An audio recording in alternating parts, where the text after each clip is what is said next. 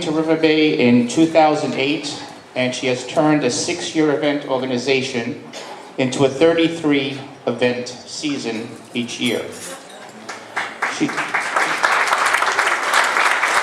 Michelle does 10 to 12 events that she adds each and every year to what she already has on her plate. She's a past treasurer of the 4-5 Precinct Community Council and continues to plan and run the largest national night out in the Bronx. 45th Precinct is the largest national night out with over 2,000 attendees each year. She has initiated weekly free indoor music concerts on Tuesdays and Wednesdays. She gave them silly names like Wicked Wednesdays and Wacky Tuesdays, or Tunes on Tuesday, excuse me. She created a Splash Day, where she has Splash Day events with big blow-up slides for the kids for water rides. In addition, she has grown our outdoor fairs to attract upwards of 4,000 people and fireworks that attract over 7,000 persons each year for the July 4th holiday. In her 9 years at River Bay, she has created sectional block parties, community garden, Black History and Hispanic Heritage Month, interfaith breakfasts, egg hunts, and haunted houses for kids, and many more health and wellness workshops. Just last month, she co-hosted the Male Empowerment Symposium, which attracted over 700 young men and 77 mentors. In 2016, she hosted or co-hosted over 60 events and reached out to over 25,000 people. In her spare time, she is a Girl Scout leader to ambassadors of 11th and 12th graders in Co-op City. I have personally worked closely with Michelle for the last 9 years, 10 years almost at this point. She is a person to reckon with. If she don't get her way, you know it. She will eventually get her way because she lets you know she's unhappy. So it is my pleasure to introduce to you one of this year's honorees, Michelle Sajou.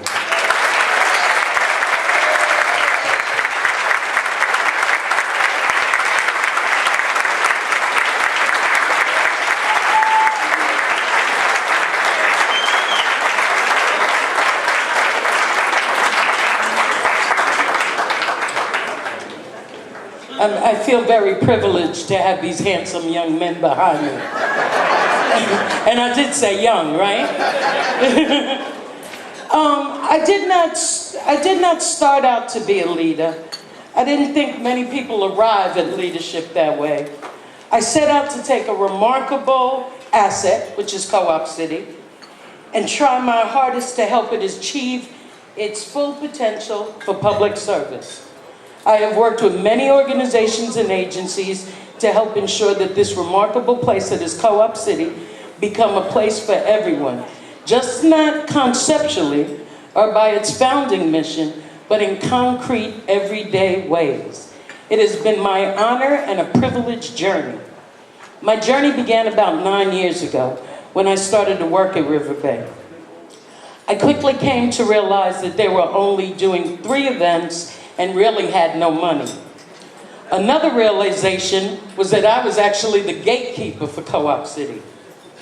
My department was where the corporation, the community, and the outside agencies intersected.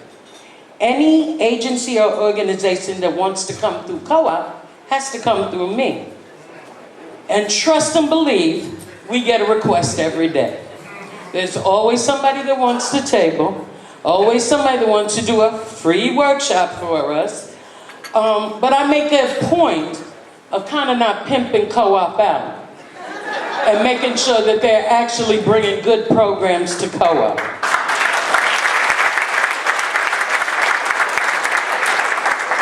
My leadership journey is about connecting programs and events with the communities that they serve.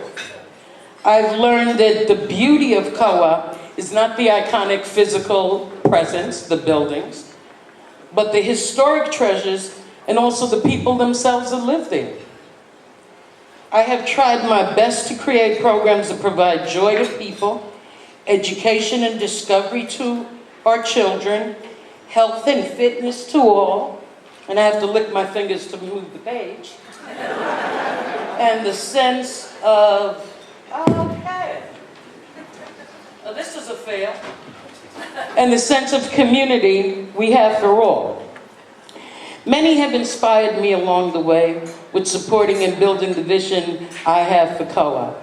When I look out among the audience, I see the love and support from my staff and colleagues who support any crazy idea I come up with. I see past and current board members who we fight, but we always seem to go around for the right vision, which is the people of COA. And I see all of you, people that live and breathe every day, that believe in this community, that believe in all communities. Dorothy Height said it best: without community service, we would not have a strong quality of life. It's important to the person who serves, as well as the recipient. It's the way in which we ourselves grow and develop.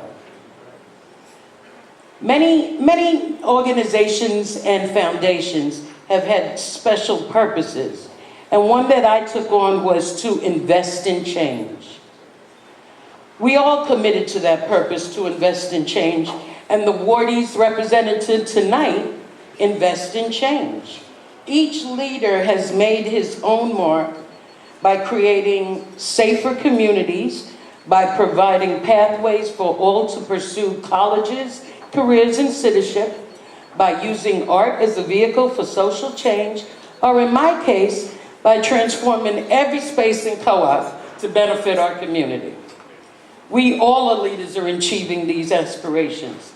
I am honored and immensely humbled to be given this award. My deepest thanks goes to, and again with this page turning thing, I should have just set them out. I want you to know the hardest part of this is not doing the work. It was writing this speech. If all of y'all know me, I just get on the mic and just start going. I don't really use a speech, so this is like awkward, because I'm used to just rambling from the top of my head.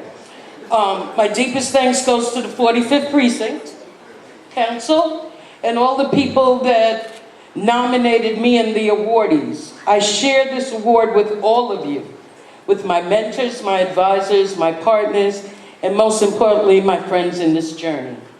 With the wonderful staff that I have, who over the years have given me wisdom, support, and generosity.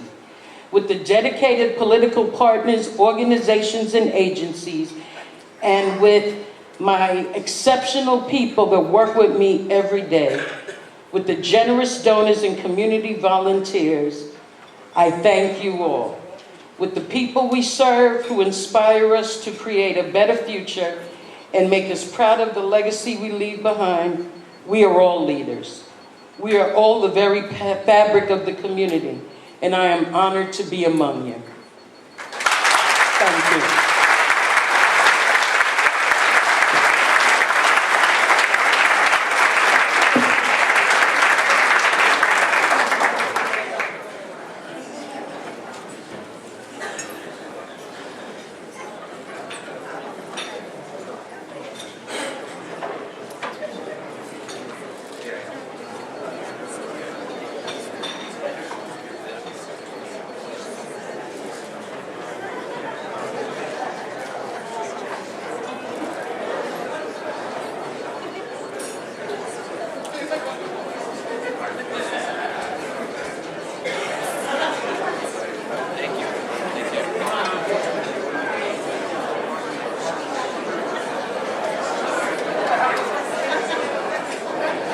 Before we move on to our next awardee, I just wanted to mention our sponsors, because they really are the ones who support this breakfast. As you know, we keep the price low. It's actually costs us a lot more for the breakfast. But we also have events throughout the year that we sponsor, like National Night Out, Toys for Tots that we work with the precinct on. We support the auxiliaries, the anti-graffiti task force here, and other activities throughout the precinct. And without the support of our sponsors, none of that would be possible.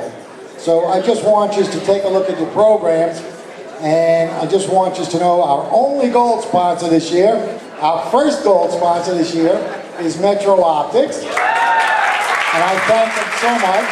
So I don't know if we're going to chip in that much out of oranges years ago. But John, you know, at Metro Optics, they're phenomenal.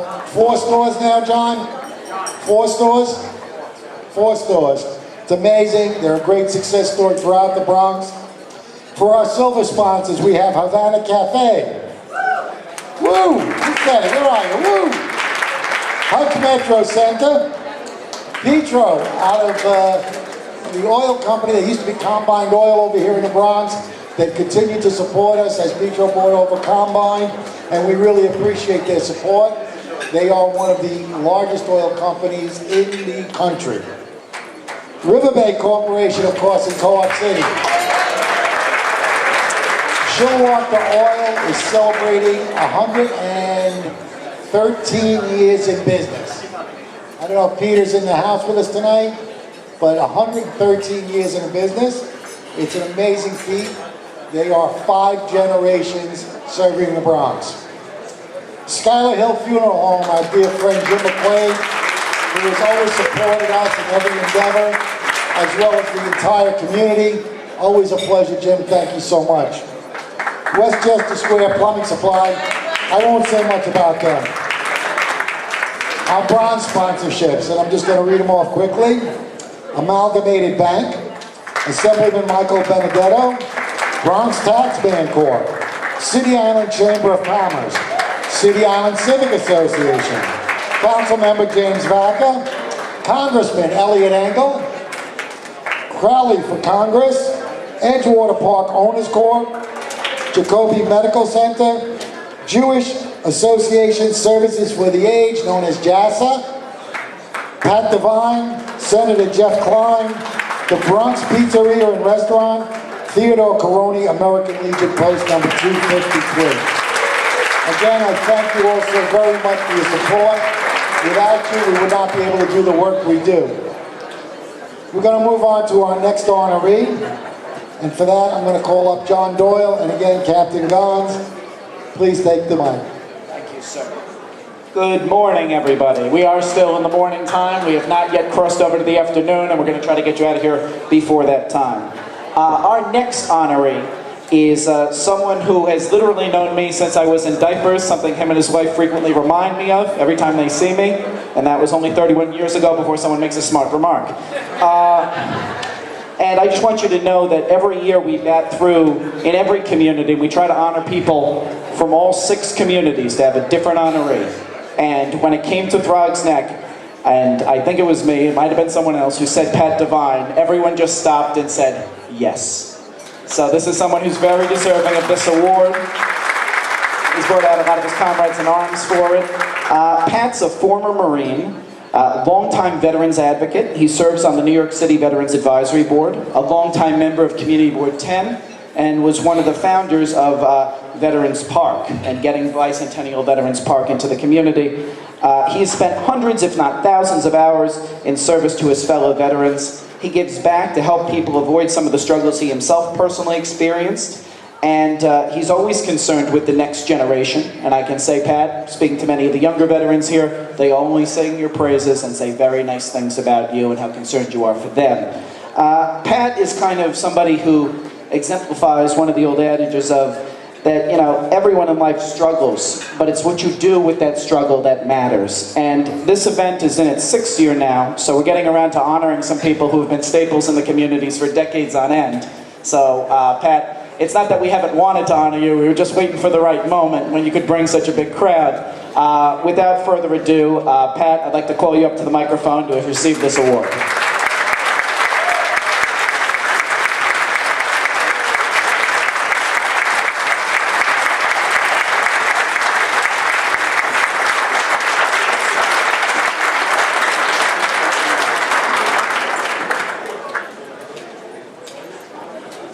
It's all mine. How do you like that? Okay, of course I want to thank the council for selecting me to represent the great Throgs Neck community.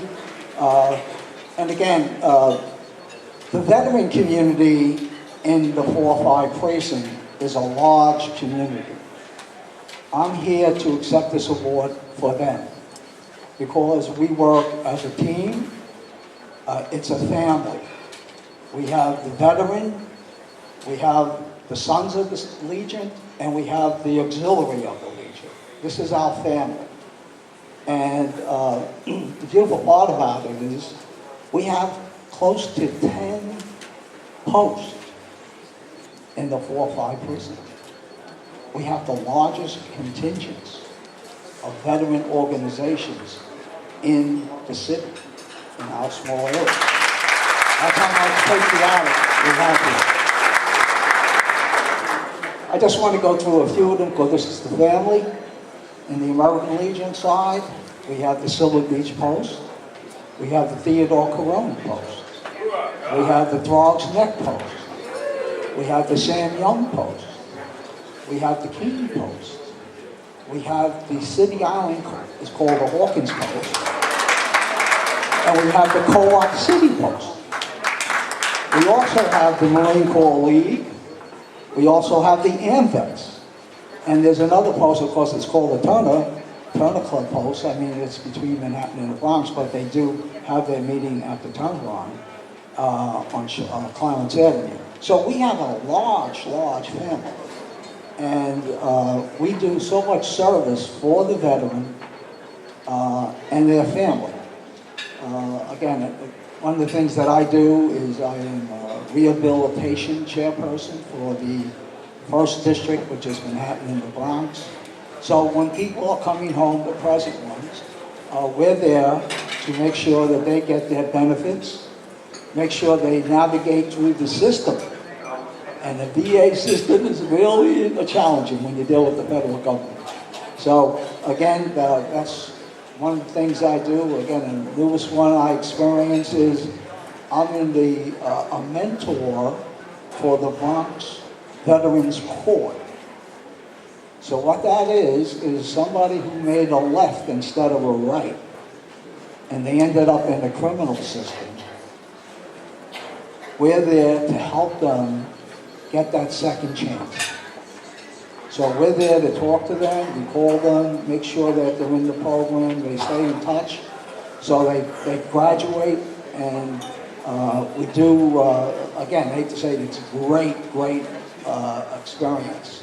The future thing right now is we're dealing with the Fisher House. I don't know if you ever heard of them. The Fisher Foundation, they're an organization, as a matter of fact, they're the sponsors of the Intrepid Museum downtown, but the organization, the foundation is huge. And what they're doing is building 2 homes on the Bronx VA campus. So people whose loved ones are being taken care of in the VA hospital, they have a place to stay, free. And again, this is a family. This is how we're doing it. So I just want to thank everybody who gave me this great honor, and God bless you all.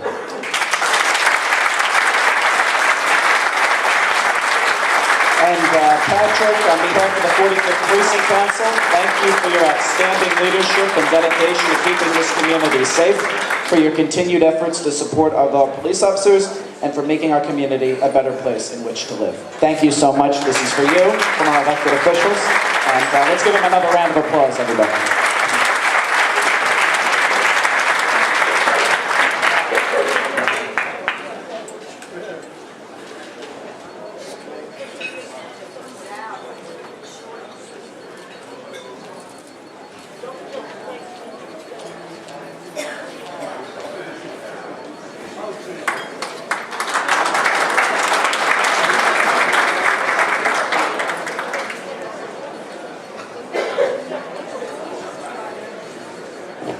Our next awardee was born and raised in the Bronx, not far from here.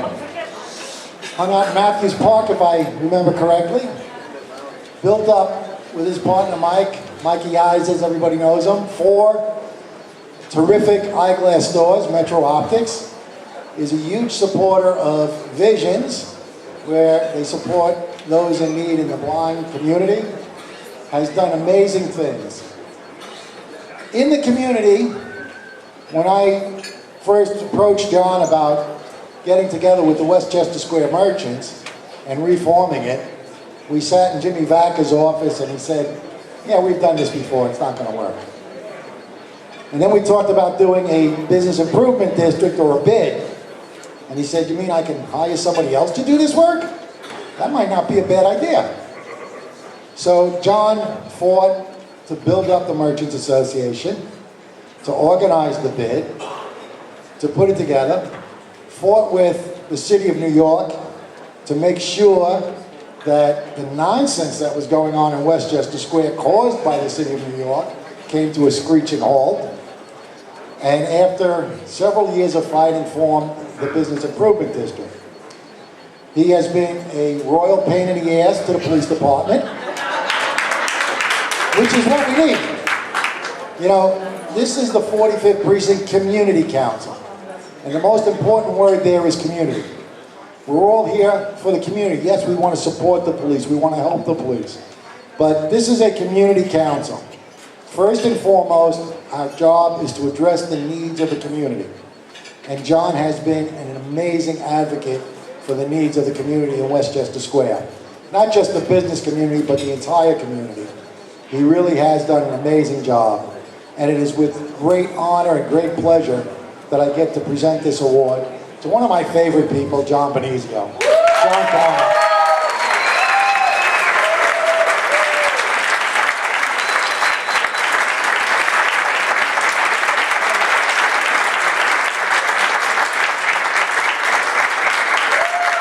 Thanks.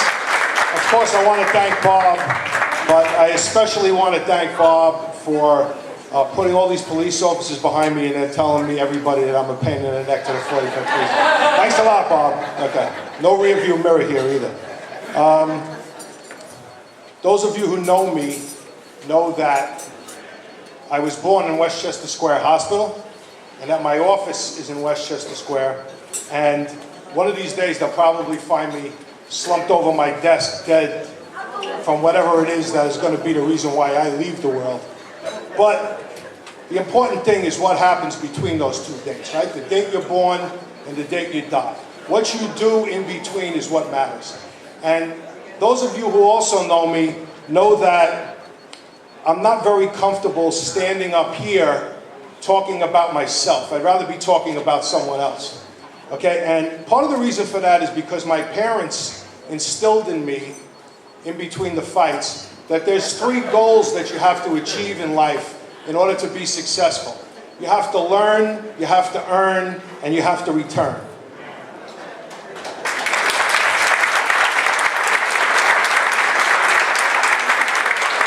Mom and Dad aren't with us anymore, but they live on through their children.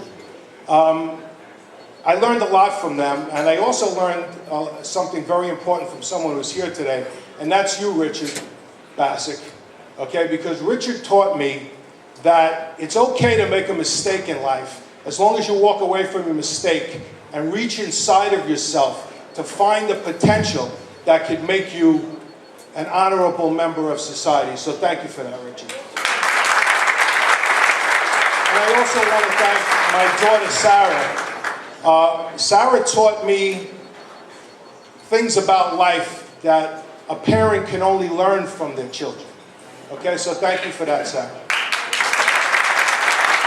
And I want to thank you, Millie. I want to thank you for standing beside me through some very dark times and never making me feel like a failure. Thank you for that. And I want to thank my partners, Mike Ungaro and Dr. Eva Yan, who made me work my second chance in life and gave me the opportunity not only to earn a good living, but to earn a great reputation in the optical industry. Thank you for that. And I want to thank my executive team, and especially you, Aurora, for helping me earn the respect that's needed to lead this team and the love that makes the task less of a responsibility and more of a family effort. Thank you for that.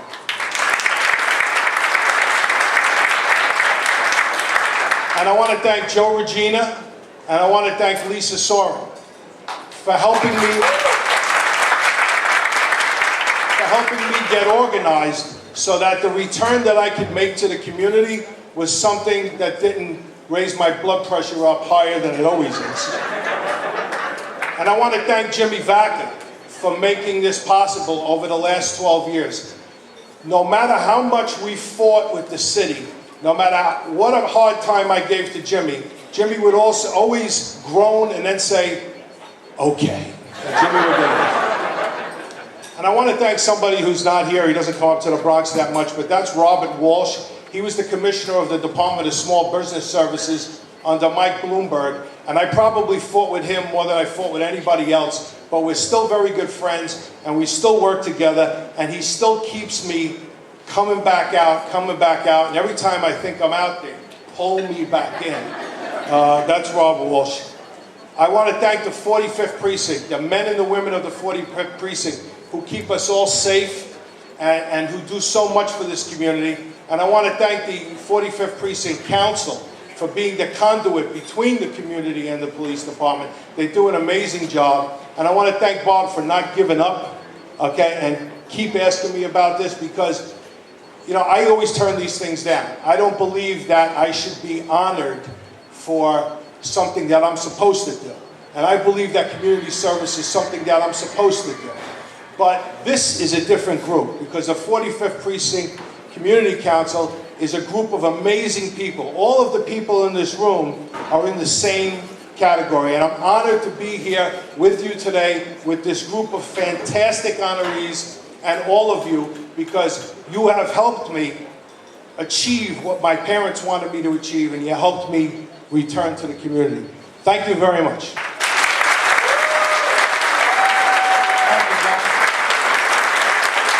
It's a great pleasure. It's with great pleasure we award you with this plaque. Hear that? Okay, I'm going to step up here.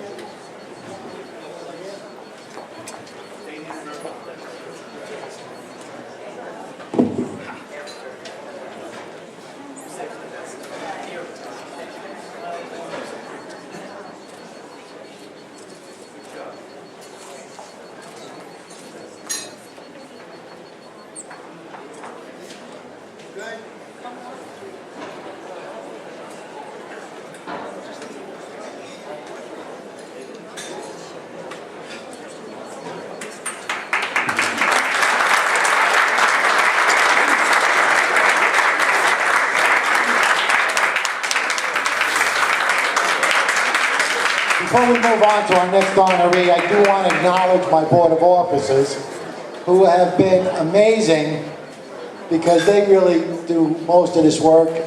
I get to stand up here and shine and talk to you all, but without them, this would never happen. So, Yvonne Burrows, Sonia Feliciano, John Doyle, Annie Bowler, Joe Boyko, if you'd all stand up, just give a wave. My board does incredible work for us, for this precinct and for this community, and I couldn't be happier to be able to work with these people. So again, I want to thank all my board members for all the wonderful work they do. I also want to announce John just completed the process. John Doyle has been working diligently on getting our 501c3, and we are now officially a not-for-profit organization. So thank you for all that hard work, John. I know that took a while, and you went through all the legal steps, and it's great that you got that done for us. With that, we want to move on to our next honoree, and I'm going to turn it over to Annie Bowler and to Captain Gons. I'll bring that forward.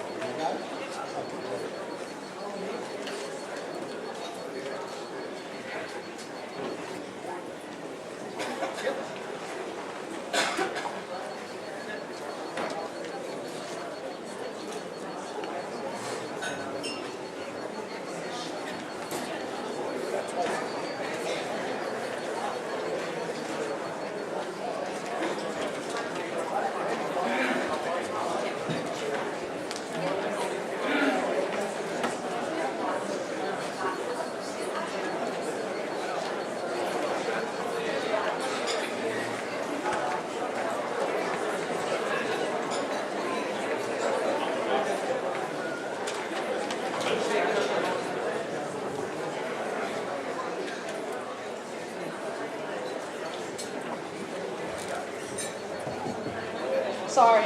Okay, this is for our friend Joe Odo. Giuseppe Joe Odo was born August 19, 1950, to Salvador and Mariana in the town of San Fratello, Sicily. At the age of 3½, along with his family, he emigrated to the United States aboard the initial voyage of the Christopher Columbus. Joe and his older brother, Paul, and his American twin brothers, Anthony and Sammy, and sister Rosalie, lived on East 115th Street in East Harlem, where they all attended Our Lady of Mount Carmel Elementary School. Joe attended Benjamin Franklin High School, boarded at the State University of New York Binghamton College, where he made the dean's list many times, and completed his degree at Columbia University. Joe took his first job as an inspector general at the New York City Parks and Recreations Department. He yearned to mold young minds, and shortly after moving to Pelham Bay, he became an English teacher at Lehman High School. Joe found a passion in community activism, became a member of the Waterbury LaSalle Community Association, where he played Santa Claus. He was the Bronx Chronicle's first managing editor. He was an outspoken member of the East Bronx Traffic Coalition, and eventually the president of the Pelham Bay Taxpayers Association. Joe fought hard to make common sense changes to traffic congestion around Amendola Plaza, including advocacy to have the Wilkinson Avenue I-95 overpass made into a two-way roadway.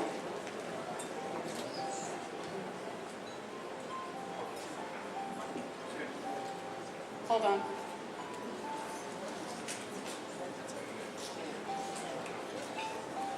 On behalf of Joe's family, up here we have his niece and his nephew.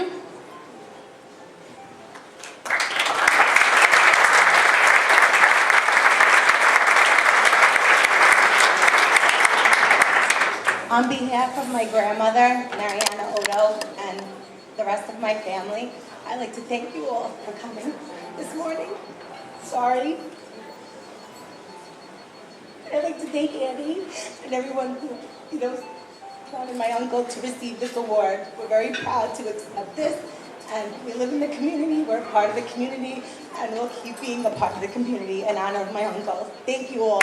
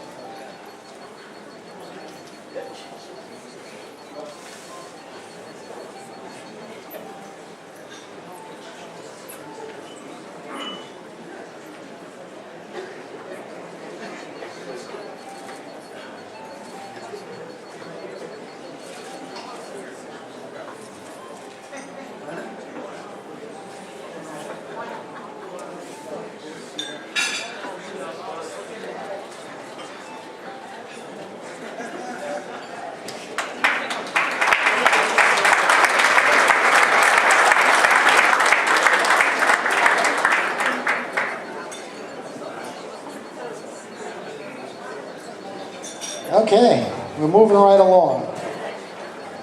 Next up, we're going to ask John Doyle to come up, again with Captain Gons, for our next honoree, one of our favorites from City Island. John, take it. Absolutely. So Karen Nanny, who's right over here, we set her right up there so she could come up very quickly, is a lifelong City Islander. And though we've given this award out 6 times, it's very important that everyone know, she's only the second clam digger. I fact-checked this before I got up here because you're an editor and I didn't want to disappoint you. She's the second clam digger, which means you're born on City Island to receive this award.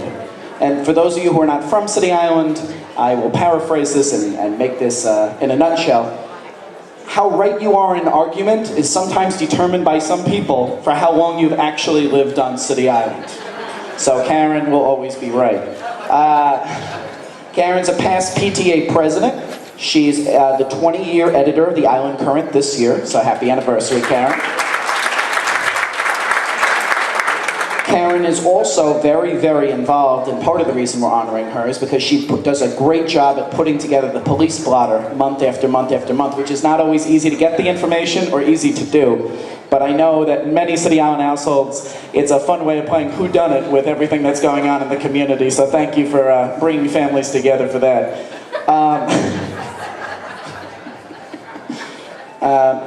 And like many people we've honored today, a lot of the people who do good work in our community, they don't do it to get this award. They don't do it for recognition. They're not doing it for, the sake of getting their name on a plaque someday. They do it because it's what they love to do, and they give back every day, not seeking that recognition.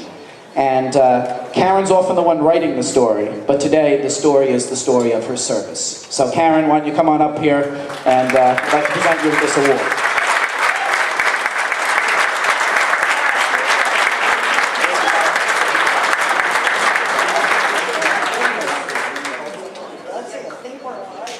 Thank you. Well, thank you all for hanging in there. I know it's almost 11 o'clock. I'll begin my speech by saying, since you stayed here so long, there will be party favors. So hang on for that. Thank you so much to John for that very flattering introduction, and thank you to the 45th Precinct Community Council. I am humbled by the accomplishments of my fellow honorees and female honorees, and applaud their efforts to continue to make the Bronx a great place to live and work.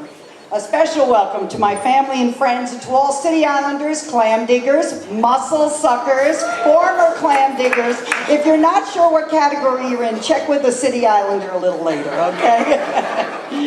My work with the NYPD began in a most unlikely way. I was a senior at Hunter College. At the risk of showing my age, a notice came from Mayor Lindsay's office about a summer internship. Thank you, those of you who remember Mayor Lindsay. New York City Urban Corps, whose goal it was to expose students from all over the Northeast to New York City government, and in hopes that they would pursue civil service careers. To this day, it was the most competitive interview I have ever had, as I was alongside outstanding candidates from Ivy League and other colleges, and we were interviewed by city officials, including NYPD commissioners. I was very intimidated, but as any of you will be glad to hear, local knowledge carried the day. In one session, an NYPD representative asked the candidates to describe a specific New York City urban problem and how we would solve it. Well, the others droned on about the socioeconomic disparities, etc., and they didn't really address the question. It came to my turn. I said, I live across from Orchard Beach. And on a summer's night, the beach closes early and everybody leaves, and there's lots of traffic out of the beach and onto City Island. Why not keep the beaches open longer so city dwellers can enjoy summer days even longer? The police representative smiled at me and gave me a 5 out of 5, and I was given the internship. I wound up in the 4-1 precinct in the South Bronx in the Harbor Division. And although it probably had nothing to do with me, the beaches did eventually stay open a little later, and there were some concerts, like the Jennifer Lopez concert a few years ago. When I started in the 4-1, a surprise voice welcomed me to Harbor, Sergeant Howie Smith. His son is here today, and he was later president of the City Island Civic Association. It was a great experience working that summer with the police in Harbor. And although I understand it's no longer in the 4-1, is that correct? It's in Brooklyn now, I think, the Harbor or something, so it was a great experience.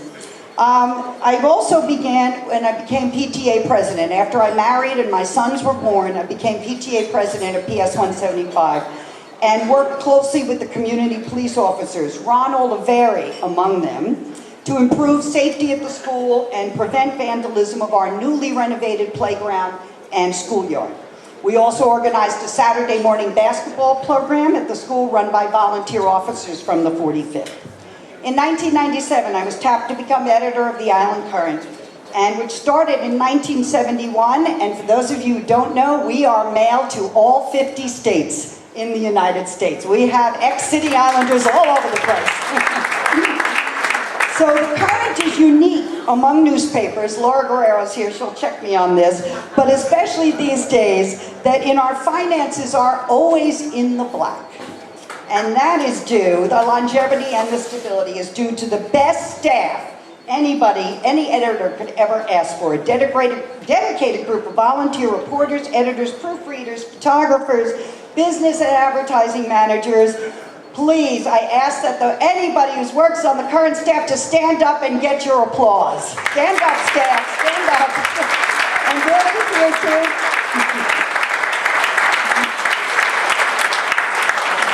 Thank you. Our coverage of City Island and nearby areas includes reporting on police efforts towards crime prevention. We cover any emergencies and events on City Island and Orchard Beach, which requires working closely with the 45th Precinct, the Borough Commander, DCPI, the District Attorney's Office, and Highway Patrol. We have interviewed and profiled several captains of the precinct, including Captains Russell Green and Daniel Rea, as well as the past NYPD Commissioner, William Bratton. We look forward to interviewing the new commissioner, Captain Gons, and I will corner him today for an appointment to come and meet him. In publishing the blotter in every issue of the Current, I have collaborated with a number of officers over the last 20 years. I know many of them are retired, but I want to say I am grateful to Officers Oliveri, Vigiano, and most recently Officers Vicky Alir, Anne Marie Morrison, Hannah Ron, over there, and new officer Yvette Vargas. I don't know if she's here yet, but I'll be working with her. We also worked for many years with Lieutenant Paul Trapani to support police efforts to reduce traffic congestion and motorcycle noise on City Island on summer weekends. Along with my news editor, Barbara Dent-Skolensik, we have tirelessly documented the ongoing issues at the Rodman's Neck Police Firing Range for the past 2 decades. Barbara is here, and we are hoping that any additional NYPD brass will again listen to our pleas to reduce the noise from Rodman's Neck. Not only for City Islanders, for Pelham Bay, for Co-op City, for Country Club, for all the neighborhoods. By reporting on the events and police activity on City Island, the Current recognizes the efforts of individual NYPD officers and detectives, and we strongly encourage residents to assist them in catching perpetrators. We take this role very seriously, and we often buck heads with those who surprisingly don't want their names mentioned in a newspaper when they've committed criminal activity. So we try to hold them accountable. Lastly, I'd like to recognize the unofficial members of the Island Current, my family, who backs me up and keeps it flowing. I couldn't do without them. My husband Paul, my son Mark, and my son Roger. Thank you. And as I promised, what's a party without party favors? So I brought you all the latest issue of the Island Current. If you don't already subscribe, stop by table 10, pick up your free copy, and thank you again so much for this honor.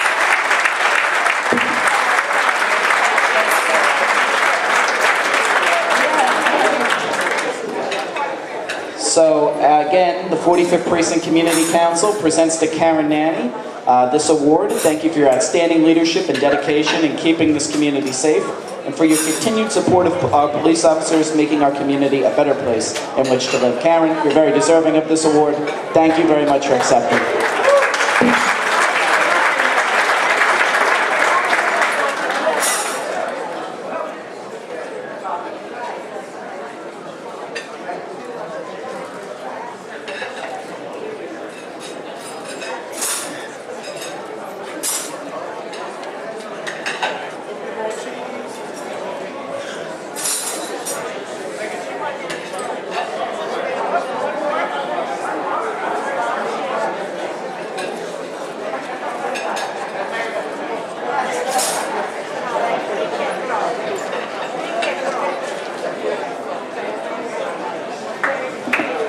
Okay, we have one more award, but before we do, I just want to announce 2 other things.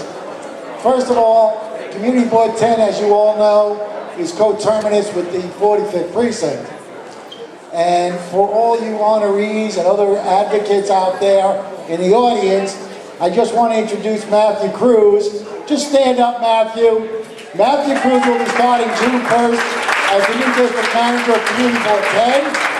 And I'm sure he's looking forward to hearing all your complaints and issues, and he will address them in, I'm sure, an amazing way. So we're really looking forward to having Matthew start June 1st, right, Matthew? Again, our new district manager. Give him a big round of applause and all the support. Matthew Cruz, thank you.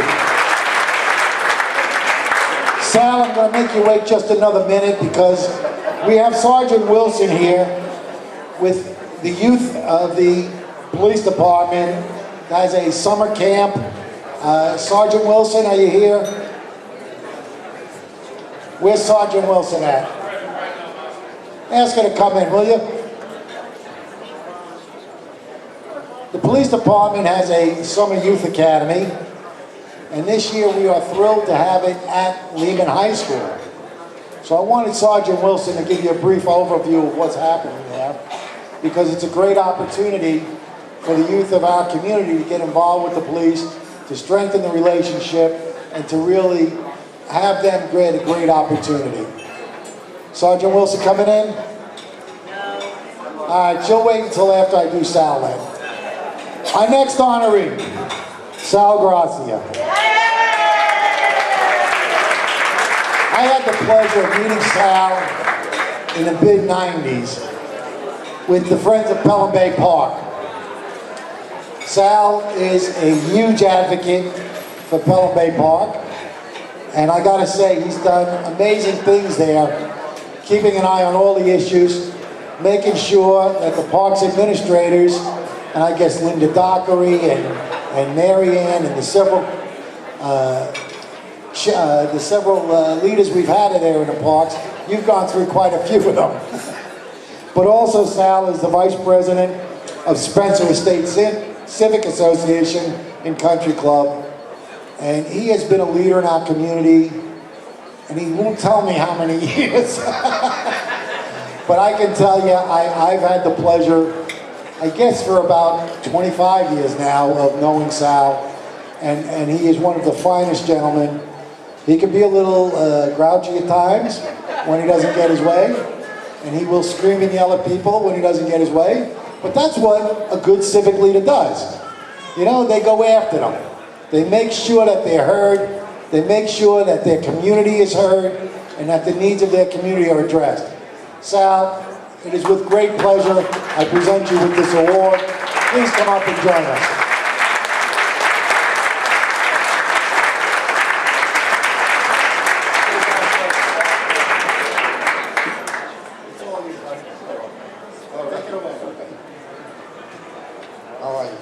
Hi, ladies and gentlemen. As you just heard, my name is Sal Gracia. All the honorees that preceded me are pretty well known by you. I'm kind of the new kid on the block, regardless of my age. But I don't take this lightly, I really don't. I'm very proud of it. And I want to thank, first of all, the 45th Precinct Community Council. I want to thank my cohorts in Community Board 10. And I want to thank mostly also John Doyle, who was the first to call me with this honor. John's not here right now, but I appreciate it. All right. And all I want to add is right enough so far, I think. All I want to add is that I don't take this lightly. I really don't. This is an honor to me. I appreciate it. And I'll do my best to stand up for it. And that's about all I could say. And hopefully, you won't be disappointed in me, no matter what. Thank you so much.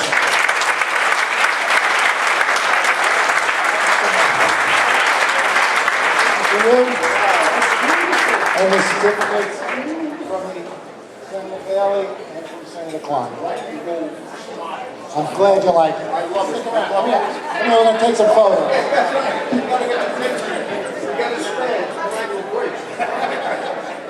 Captain got it. Hold up the glass so that.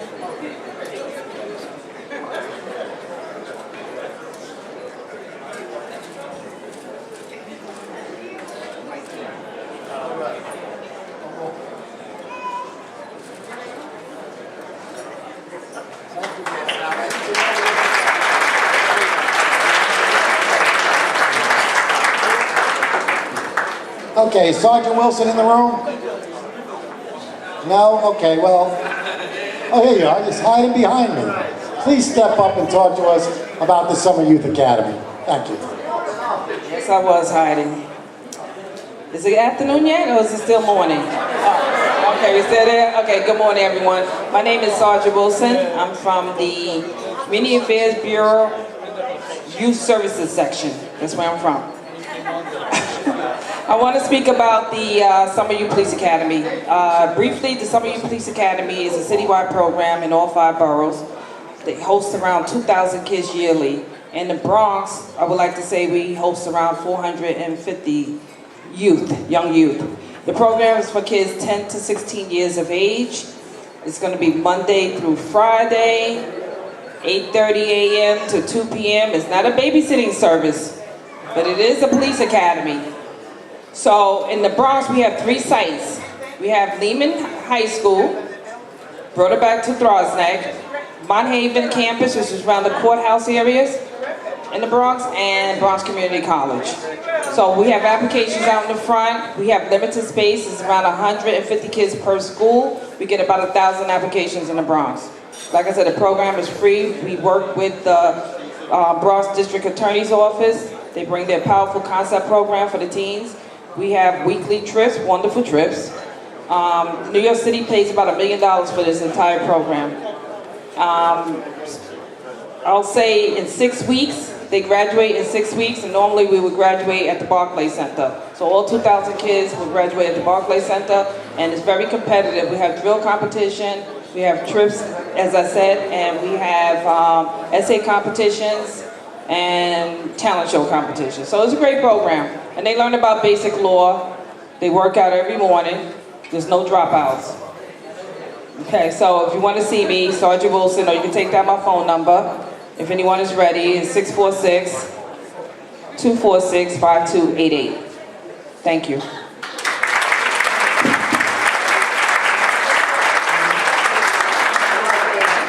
Okay, with that, we've had a great day. We're going to ask for closing remarks from Captain Gons, and then a benediction from Reverend Jenkins.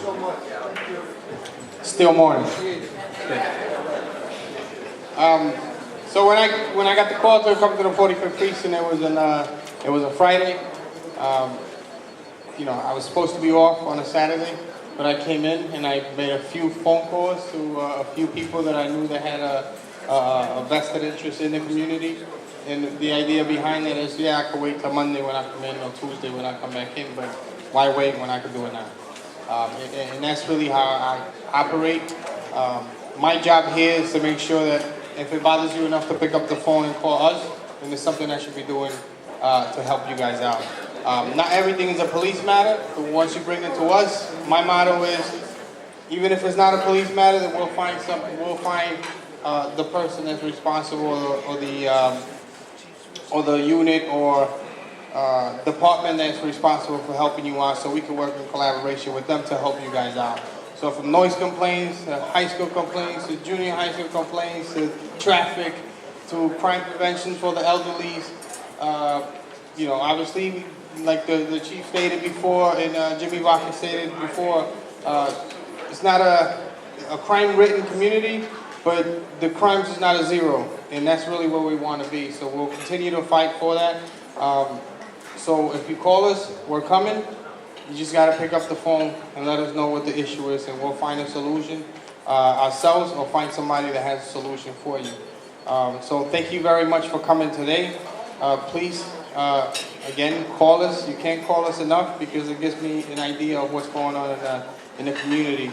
A computer can't tell me all, and that's just the reality. If I sit in my computer and look at crime trends, it doesn't tell me how people are really feeling in the community and what's bothering them. So you have to let me know. I have a small team of 2 officers that respond to chronic complaints, and the idea is that I want them to engage the community and also engage the person that's being complained about, so we can either mediate the situation or find a solution. Because if we just go over there, issue a summons or give a warning, nothing's really being done because we're going to get the call again anyway. So we kind of want to bring mediation to the issue. And what I found out in my previous precincts is that sometimes it's a communication problem. So we're there to provide that communication.